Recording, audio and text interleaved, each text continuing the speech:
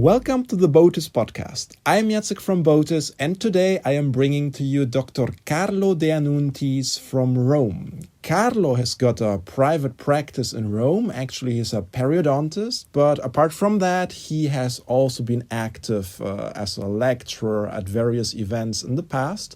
So it is a great pleasure to have him here today. Welcome, Carlo. Welcome to the Botus podcast. The pleasure is all mine. Thank you to you. Thank you to Botis for this opportunity, and thanks to all the colleagues who like to hear my experience. Mm-hmm. So, Carlo, can you tell us a little bit about yourself? Who's Carlo de Annuntiis? Just a little bit.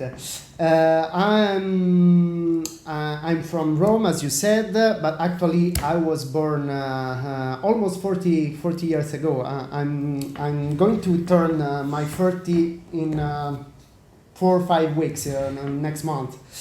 And I was born in Anzio, the little town near Rome. It's very famous, you know, Jacek, because the American landed during World War II landed in Anzio. I was graduated in 2005, 15 years ago, and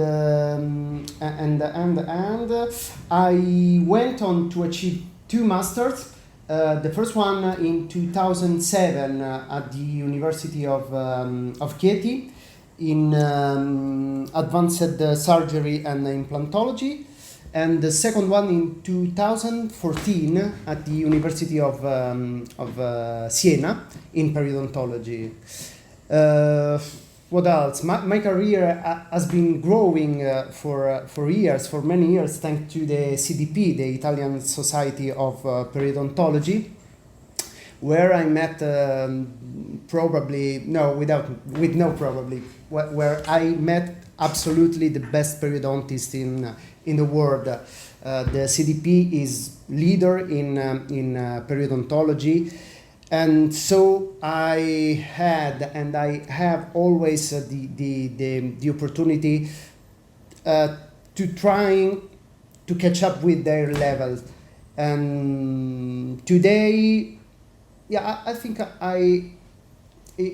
today is 15 years I am in the CDP, and today I'm going to think to the CDP like a big family, a great group of friends. Mm-hmm.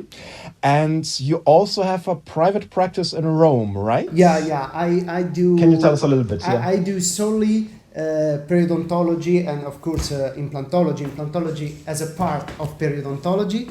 And yes, in my dental clinic in Rome. So my life is in Rome, but I like to always remember I'm from Anzio. I was born in Anzio because the sea is inside me. Mm-hmm. And as a periodontist, what are usual surgeries that you perform in your practice, like on an everyday basis? What is the most common one? Well, absolutely, implantology is the most common, but as periodontist, my effort is all to save teeth. Is probably I can say, if you said me which one is the worst surgery you usually do, the extraction of impacted tooth is really the worst. And the best one is when it is one of the regeneration around teeth. Mm-hmm. It's very impressive because you can say to the patient, you can say to the teeth, stay calm, keep living. Yeah. In fact, regeneration surgeries is something that you do on a very frequent basis. So actually an expert in regeneration.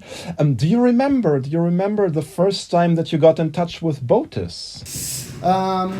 Yeah, probably it was 4 or 5 years ago, thanks to my seller, because he left to me the first Botis product, the mucoderm. My first touch with Botis was actually with mucoderm, and I well remember when I used the first time the mucoderm. If you want, I can tell you. Or if you prefer. Yeah, sure. Tell us a little bit. How was your experience with the mucoderm? Well, I think I'm falling in love with mucoderm, and I'm going to explain you why. It was in 2016 or 15 or 16. I think 16, and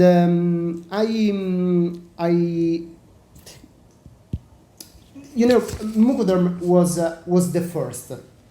the first three-dimensional matrix on the market, and actually, probably you can confirm it. In which year mucoderm came on the market? 2015, 14. So mucoderm was launched 6 or 7 years ago. Yes. And if you remember in that. In that period, soft tissue management, especially around implants, wasn't widely considered. From this point of view, Botis was really a modern company, and between us, I really appreciated this, and I really loved from the beginning Botis. Even for this modernity, even for understand the changing trend. So the first patient was about a young woman, about 30 years, maybe less. She had been missing 2 teeth in the lower jaw, premolar and the molar, and I performed a huge GBR, during which I placed 2 implants. After the healing period, 5-6 months, I was ready to place the healing abutment. But when I opened a little flap, when I raised the flap, I checked one of the implant, the mesial, I think, the premolar, had 2, probably 3 millimeters out of the bone, just the first 2 threads. So what could I do? A new bone regeneration, a new bone particulate, a new membrane, most of all the full thickness opening of the flap. Or otherwise, I have to harvest from the palate, and so tell to the young lady, I'm sorry, I have to give you one more anesthesia in the palate. It will be a little pain. And so suddenly I thought about the matrix that Luca, my seller, has left me probably a couple of weeks earlier. And so I think, why not? And Jacek, I think a lot of success has started opening the door with the inscription, why not? And that's what happened, because after 10 minutes of hydration, the mucoderm was placed, and the healing was very good. And today, after more than 4 years of follow-up, I can't see any difference between the 2 implants. The one covered by bone and the one covered by mucoderm. Mm-hmm. That was the first time. So that was what 4 years ago you mentioned, and the mucoderm, are you still using it today in your practice? Yes, absolutely. From that way, from that point, I started. I began a learning curve with this novel and specific material. And today I'm used to think about mucoderm as a precious ally of my surgery, of my soft tissue management. So Carlo, I remember one of the first time that we met, it was in Rome, I think, about 2 years ago, and you did a fantastic course there. It was a whole day course, I remember, on the topic of regeneration. And what really was striking to me, you were talking a lot, like almost the whole day, about soft tissue management. Maybe we can delve a little bit into this topic. How do you see the role of soft tissue management today? Yeah. Thanks for the question. You know, actually, when I am called to lecture, the focus of my lecture is always the same, is the so-called perio-implantology. Namely, the perio-implantology is the close connection between the implant and the whole peri-implant tissue. Because today, placing an implant is not enough, and the bone integration can be the only one target. We want, as a dentistry, as the dentists, we want to restore a tooth. It means recreating a perfect implant-supported crown surrounded by healthy tissue. And if you think today the world of implantology is amazing. Just think about the novel surface we have, the active surfaces we have, which promise to achieve the osseointegration just in few weeks, or the novel shapes of the implants of the fixture to achieve the primary stability. And this is just for from my point of view, from the point of view of the implantologist. But think also about the other side, the point of view of the prosthodontic. They can choose about a lot of abutment. Just think how vast is the choice in terms of materials. They can choose between among the dear old metal ceramic, the full ceramic, the zirconia.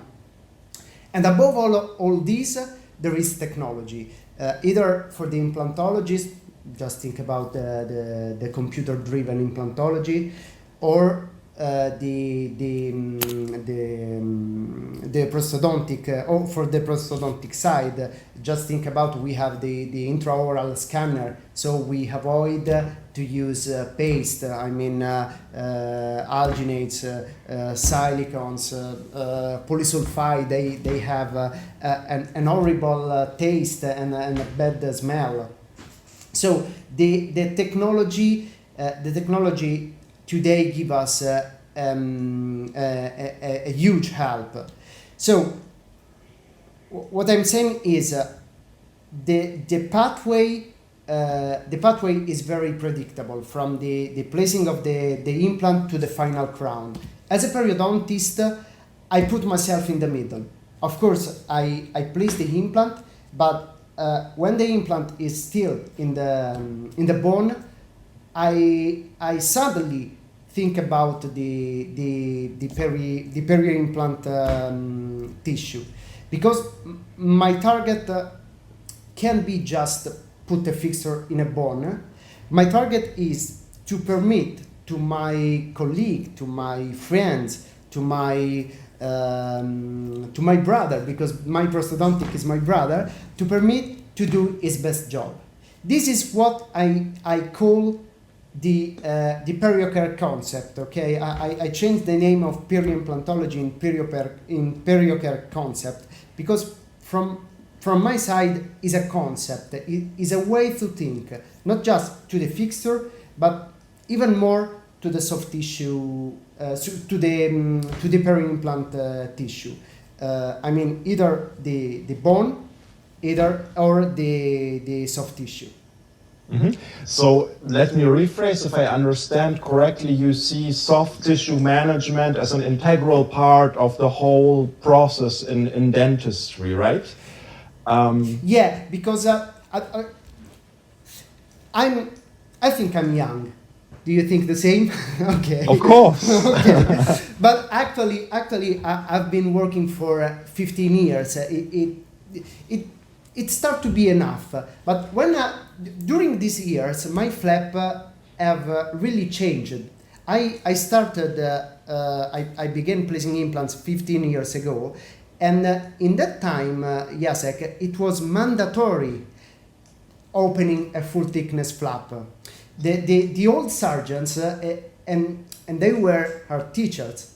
They said they want to see totally white bone, no blood, and it was an old teaching that I've almost forgotten. And telling the truth, there are a lot of old teaching I put aside, because today I always open a split thickness flap. At least I have to perform a huge GPR. But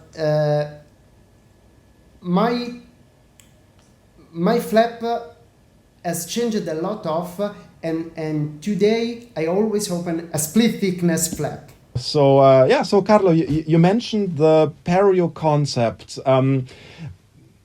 perio care concept.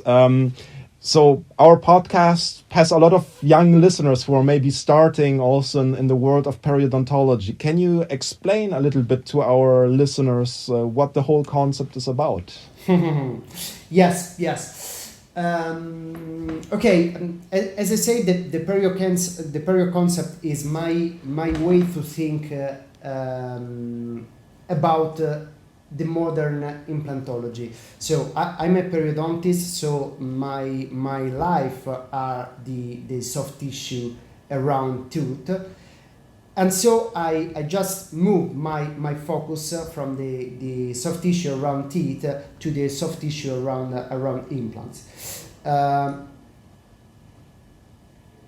I guess that just placing an implant is not enough. And if several years ago, and I mean more than 15, more than 20, there were 2, 3, probably 4 companies leading in implantology, and they have a wonderful outcome of integration. Today, the company who can obtain, who can achieve the integration are almost all, and I mean probably hundreds and hundreds. So the attention can be focused just on the bone, just on the fixture, but I need to give to my prosthodontic an healthy peri-implant tissue, because just keep in mind that when we place the implant, our judge is not myself, and is not my prosthodontic. The judge is always the patient, and the patient really doesn't matter if I put the implant very still, if the primary stability was 50 Newton or 60, if I performed a GPR. It just wants a very natural, a very white, and a very good tooth. To give her or him a good tooth, a final crown well done, we have to think about not just the white zone, but even more to the pink zone. This is the periocare concept. Just keep in mind, we have to manage soft tissue around the implant to give the aspect of convexity, or the aspect of a natural teeth. of natural tooth. Okay, let's move maybe a little back to the topic of soft tissue grafting. So you mentioned that 3-4 years for the first time you used mucoderm. Do you still use autologous grafts today in your practice? Very interesting question. You know, if I remember, I wanna tell you a story. It was the 2017. I was in French lecturing about GBR, and 2017. I mean 3 years ago. Okay, so look how quickly I'm changing my mind. I was in France with the Antogir, and I was speaking about advanced implantology. So for me, I was speaking about GBR and sinus lift, and I was very dogmatic. I said to these colleagues, I want that all the bone cover my implants. I want around my implants a huge volume of bone, because with that volume I have to recreate the convexity of the natural teeth. That was me just a couple of years ago. 3 years ago. It was February. And what changed? What changed? Probably change the question inside myself, because if I ask to me, or if every surgeon asks to himself, what do I want around my implants? Well, if I can choose, I want a lot of bone and a lot of soft tissue, and if I can decide, I want keratinized tissue. But if I change a little bit the question, so what do I really need around an implant? Probably the question, the answer could be different, because actually to keep still the implant, today I just need 6, 7, 8 millimeter. I was dogmatic. I just placed 4 per 12 implant. If I placed a 10 millimeter implant, I thought I'm not good enough.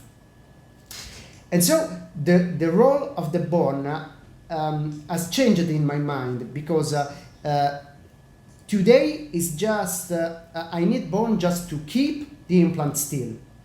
Otherwise, soft tissue is responsible for giving protection to the inner tissue, aesthetic, as we said, to the final crown, and comfort. This is the most important thing for me, and comfort while brushing and during the maintenance. I think your experience reflects a general trend, at least from my point of view. Also going to different congresses there in the past years, there has been a shift from the focus on bone to the focus on the soft tissue. Now, when it comes to soft tissue management, in which situations would you use an autologous graft, and in which situations would you maybe use a biomaterial such as mucoderm? I don't remember last time I used the autologous bone. I mean, just probably the one I can keep from the drill when I was there. Yeah. But talking about the soft tissue, I mean, do you still harvest soft tissue from the pellet? Yeah, yeah.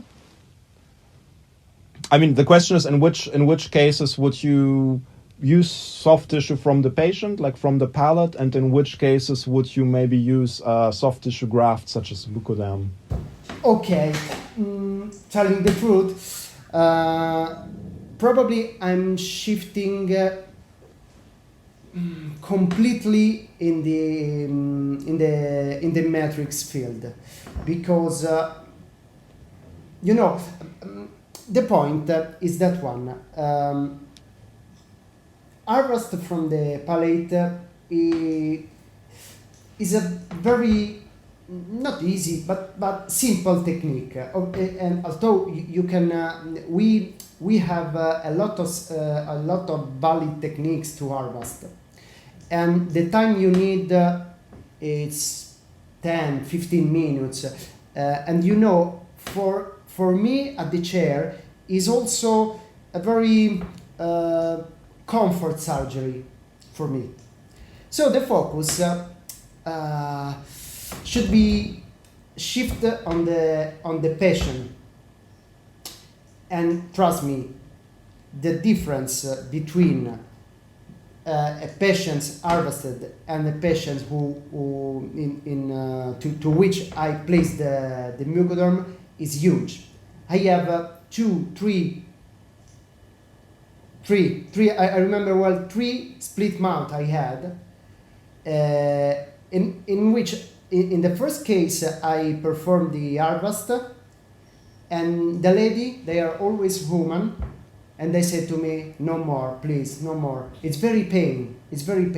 And the second surgery I used mucoderm, and all 3 they asked to me, why just now? Why don't we use the first time? And actually, I had, like I told to you the first time I use mucoderm, I can clearly tell to you the day I fell in love with mucoderm, because it was a split mouth for gingival recession in a young lady. It has my age. It's my age. Yes, it's around 40. He has brushing recession. And I used the CTG on the left side, and he said it's very pain. I have pain. And in the second surgery, I said, okay, we can change the technique. I use an Autologous material, and I did a poster for it at the last CDP Congress, and the outcome was absolutely the same. I mean, from the left and right side, the healing was the same. Probably CTG is still faster during the healing. But that's probably is the only one thing I can choose the CTG instead of mucoderm. Okay, so you're switching more and more to mucoderm because it causes less pain to the patient, it's less invasive, and you get similar results, if I understand correctly. Yes, today the point of view of patients is becoming very, very important. The old surgeon who said, that's the way, just follow me, it doesn't work so well today. So, Carlo, you mentioned earlier that you fell in love with mucoderm a couple of years ago.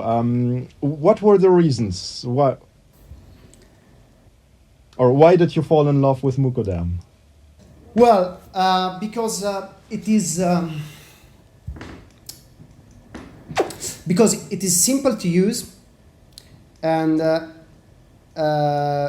I mean simple, not easy, because I had a learning curve during these 4 years. You can trim, you can cut the volume you need. Sometimes I put 2 layers. I stitched 2 layers to obtain, in order to obtain more volume. The matrix was easy to be sutured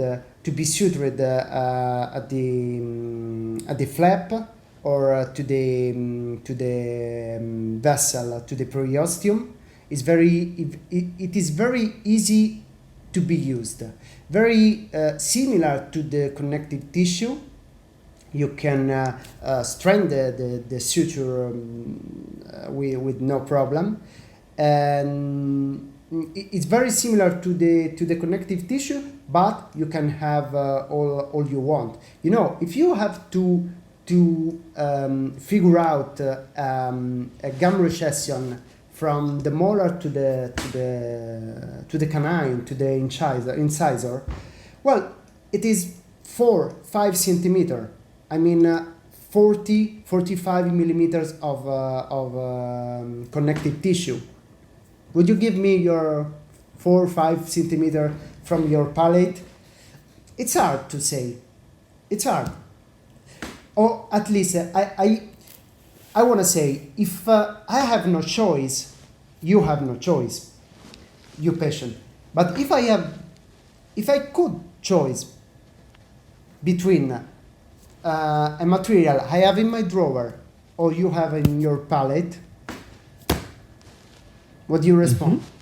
Yeah, probably most patients would choose the one from the drawer, from the box.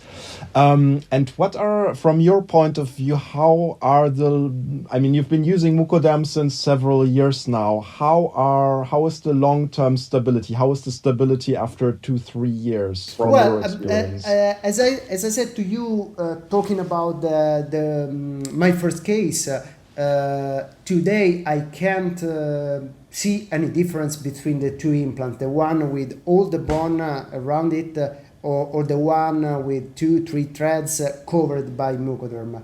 So the stability is absolutely the stability is enough from a clinical point of view.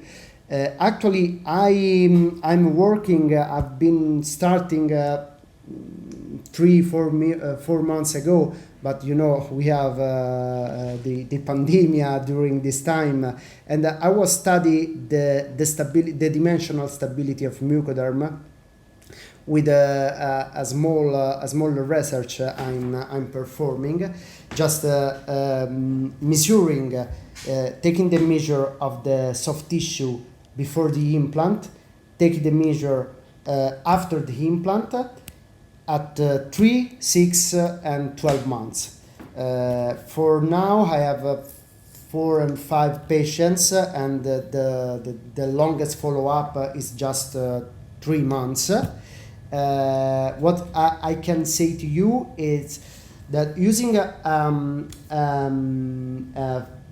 split thickness flap, so giving to the mucoderm, to the matrix, the opportunity to have blood either from the inner side or from the outer side, from the flap. The augmentation is not just 1.5, 1.7 millimeters, so the measure of the mucoderm, but it's around, it's more than 2.5 millimeter, just when I close the flap.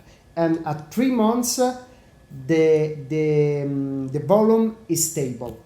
Now I have to check at 6 and 12 months. When the research is ready, of course, you will be the first to know it. That sounds very interesting. I'm very curious already.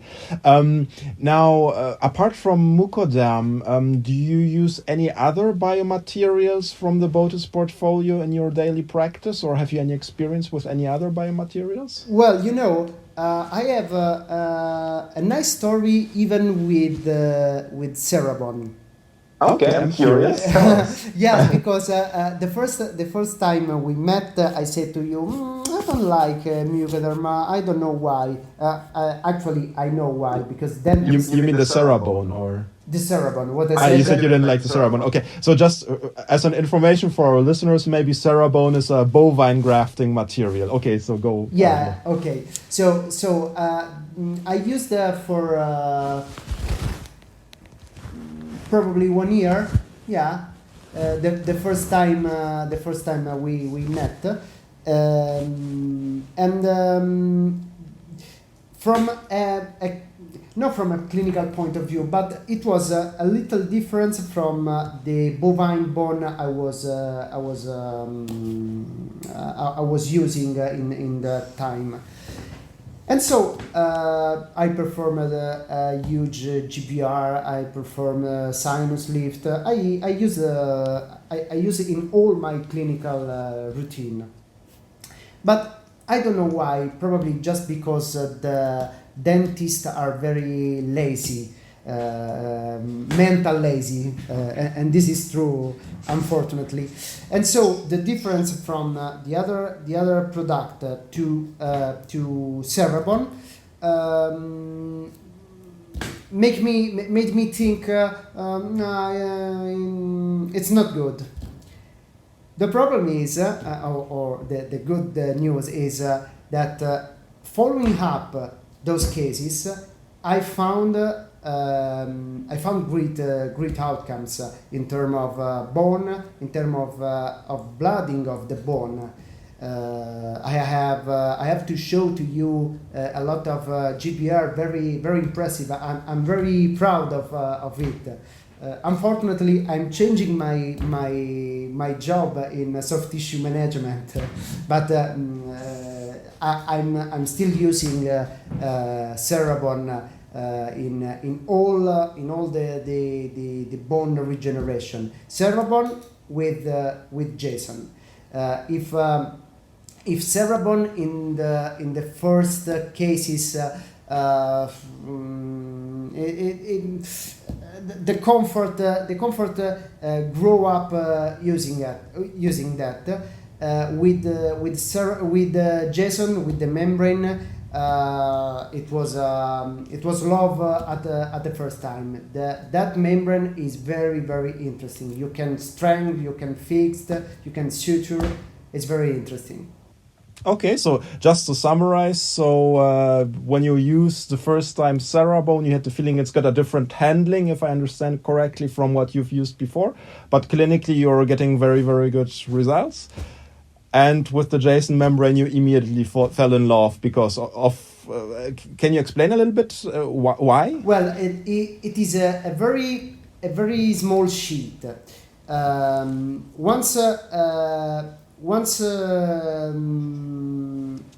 Once wet, you can. It's not easy.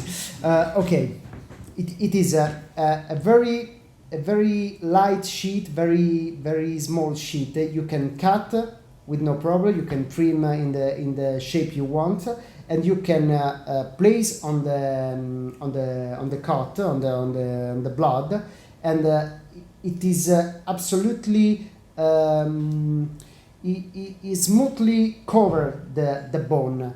Okay, and so it adapts easily.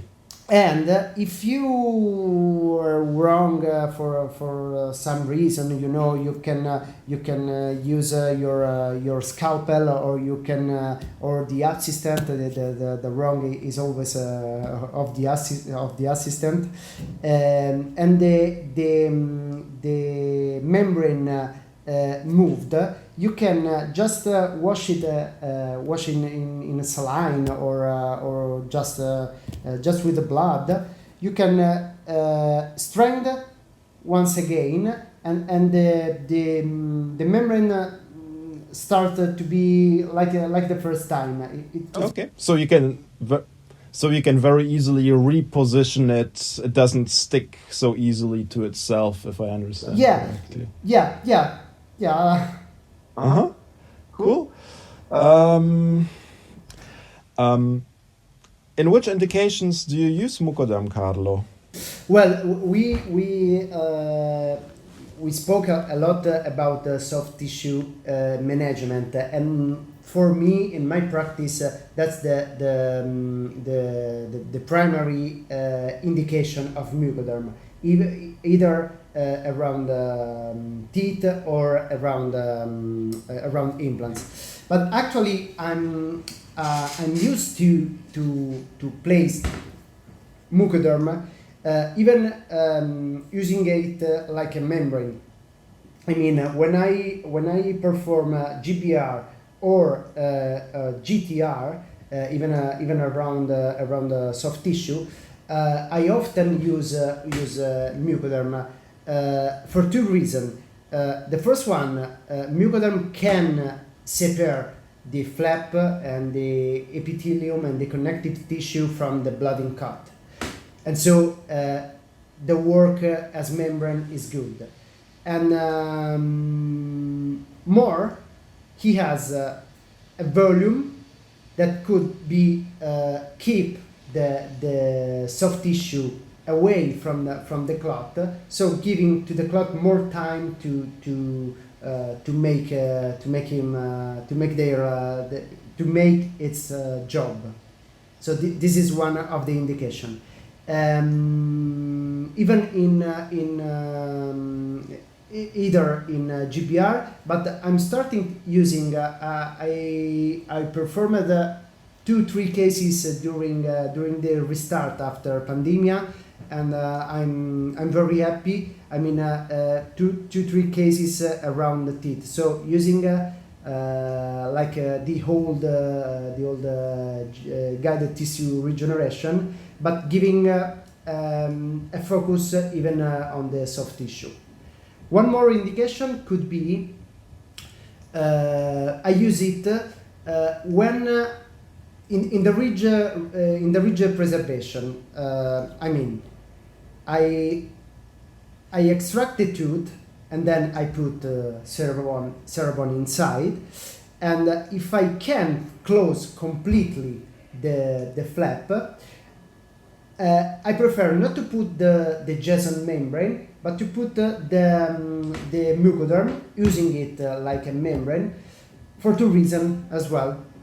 The first one, physically, mechanically, mucoderm is stronger than Jason, and the second one, I noted that mucoderm can heal even if left intentionally exposed.